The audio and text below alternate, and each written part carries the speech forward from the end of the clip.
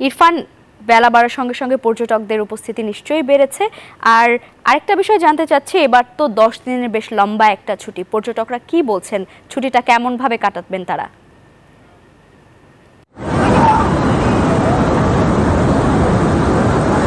জি, ধন্যবাদ আপনাকে ঈদের শুভেচ্ছা।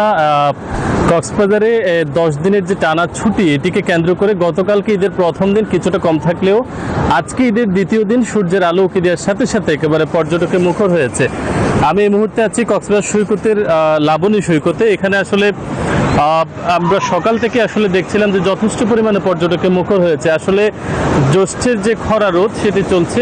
গত কয়েকদিন আগে কক্সবাজারে যে গভীর নিম্নচাপটি গিয়েছে, এটির ক্ষত এখনো রয়ে গেছে।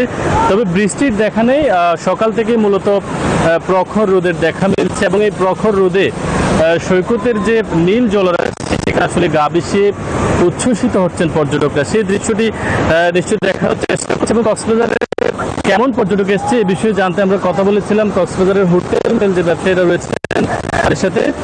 তারা আমাদেরকে যেটি জানিয়েছেন যে আসলে কক্সবাজারে আজকে প্রায় 5 শতাধিক যে হোটেল মোটেল, সেখানে প্রায় 70% হোটেল মোটেলের রুম কিন্তু আজকে বুকিং হয়েছে এবং তারা আশা করছেন যে আগামীকালকে আরও বেশি পরিমাণ হোটেলের রুম বুকিং হবে এবং পর্যটকরা কক্সবাজারে আসবেন। তো এই যে কক্সবাজারে যে পর্যটকদের আগমন, এটিকে কেন্দ্র করে তাদের নিরাপত্তায় মূলত 3টি বাহিনী আসলে কাজ করছে। জেলা পুলিশ, ট্যুরিস্ট পুলিশ এবং র্যাব কিন্তু তাদের নিরাপত্তায় কাজ করছে। তো এই ছিল কক্সবাজারের পর্যটনের খবরাখবর। আমরা এখন চলে যাচ্ছি কুয়াকাটায়। সেখানে আছে আমাদের সহকর্মী জোবায়ের জানাচ্ছিলাম কক্সবাজারের পর্যটনের কথা। এবার আপনার কাছে শুনতে চাই কুয়াকাটার পর্যটনের কথা।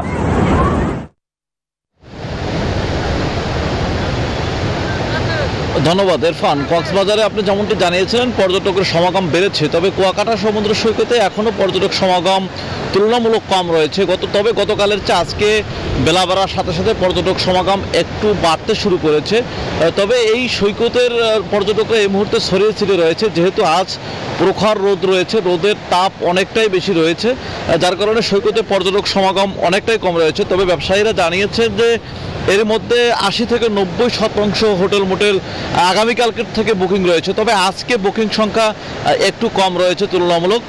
সব কিছু মিলিয়ে কুয়াকাটা সমুদ্র সৈকতে এখানে যে ট্যুরিস্ট পুলিশ রয়েছে তারা জানিয়েছেন যে নিরাপত্তা ব্যবস্থা তারা জোরদার করেছেন, যেহেতু বিগত ঈদের দিনগুলোতে পর্যটকদের সমাগম কুয়াকাটায় বেশি হয়েছিল। এবছরে যেহেতু ছুটি লম্বা রয়েছে, তাদের ধারণা রয়েছে যে পর্যটক সমাগম বিগত দিনের রেকর্ড ভঙ্গ করবে। সেই চিন্তা ভাবনা করেই কিন্তু এখানকার প্রশাসন বিভিন্ন রকমের সিকিউরিটি ব্যবস্থা জোরদার করেছেন।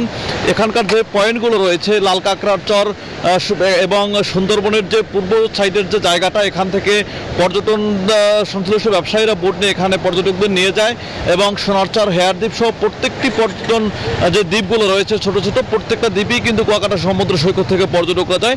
সে সকল বোটগুলোকে কিন্তু প্রস্তুত রাখা হয়েছে। অর্থাৎ কুয়াকাটা সমুদ্র সৈকতের যে ব্যবসায়ীরা রয়েছেন, এই ব্যবসায়ীরা পর্যটকদের বরণ করতে সব ধরনের প্রস্তুতি তারা নিয়েছেন। গতকাল আমরা দেখেছি এখানকার রাজনৈতিক নেতৃবৃন্দ এবং ট্যুরিস্ট পুলিশ আমরা দেখেছি যে ফুল দিয়ে পর্যটকদের বরণ করেছে।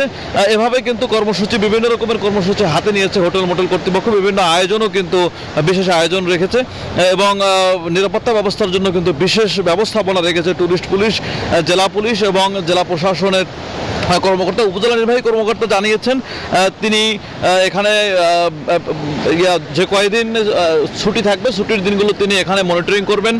তাদের নির্বাহী ম্যাজিস্ট্রেট এখানে কাজ করবেন কুয়াকাটা সমুদ্র সৈকত এলাকায়। এই সৈকতের একই স্থানে দাঁড়িয়ে সূর্যোদয় ও সূর্যাস্ত অবলোকন করা যায়, যার কারণে ভ্রমণ পিপাসুদের কাছে সবসময়ই গুরুত্বপূর্ণ সমুদ্র সৈকত হিসেবে পরিচিত কুয়াকাটা সমুদ্র সৈকত।